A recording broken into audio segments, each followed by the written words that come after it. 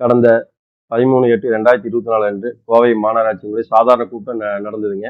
அதுல வந்து பாத்தீங்கன்னா, அதாவது எதிர்க்கட்சிகள் எதுவுமே பேசக்கூடாது. பேசின உடனே சஸ்பெண்ட்ங்கிற மாதிரிதான் ஒரு அன்னைக்கு கூட்டத்தில் நடந்தது. அது என்னன்னு பாத்தீங்கன்னா, கடந்த 10 ஆண்டு காலத்தில் பாத்தீங்கன்னா அதிமுக ஆட்சியில வந்து கோவை மாநகராட்சி பகுதியில் எதுவுமே நடக்கல. நான் மாநகராட்சி நிர்வாகமே சீரழிந்து கடந்ததுன்னு சொல்லி ஒரு ஒரு மண்டல தலைவர் பேசினாங்க.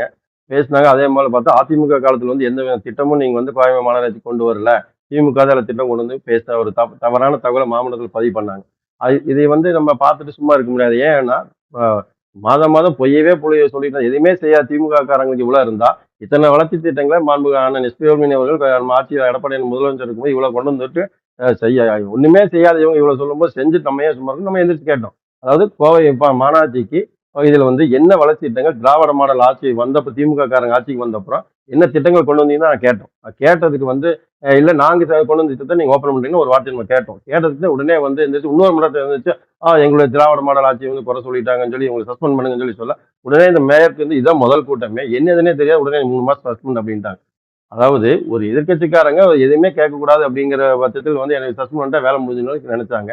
இதை வந்து எங்களுடைய மாண்புமிகு முன்னாள் அமைச்சர் அண்ணன் எஸ்பி வேலுமணி என்று முறையிட்டோம். அவர் வந்து பொதுச் செயலாளர் எடப்பாடி கிட்ட கொண்டு போய் நம்முடைய வழக்கறிஞர் பிரிவு அண்ணன் இன்பதுரை தமிழ்ச்செல்வம் நெடுமாறங்கிட்ட சொல்லி அவங்க மூலியமா நாங்கள் ஹைகோர்ட்ல அப்பீல் பண்ணி இன்னைக்கு பார்த்தா நீதியரசர் அவர்கள் வந்து ஒரு சிறப்பான ஒரு தீர்ப்பை இன்னைக்கு கொடுத்திருக்காங்க. இது உள்ளபடியே இது வந்து மக்கள் பணியாற்ற மீண்டும் ஒரு வாய்ப்பு கிடைத்த மாதிரி தான் இருக்கு. ஏன் அப்படின்னா அதாவது இவ்வளவு மாநகராட்சியில் இவ்வளவு வரிகளை சும்மா ஏத்திட்டு எதுவுமே பண்ணாத இவங்க இப்படி பண்ணும்போது இவ்வளவு திட்டங்களை கொண்டு வந்து அனைத்து இந்திய அண்ணா திராவிட முன்னேற்ற கழக ஆட்சியில் ஒண்ணுமே பண்ணல தப்பான தகவலை மாமன்றத்தில் பதிவு பண்ணும்போது கேட்காம நாங்க எப்படி இருக்கோம்.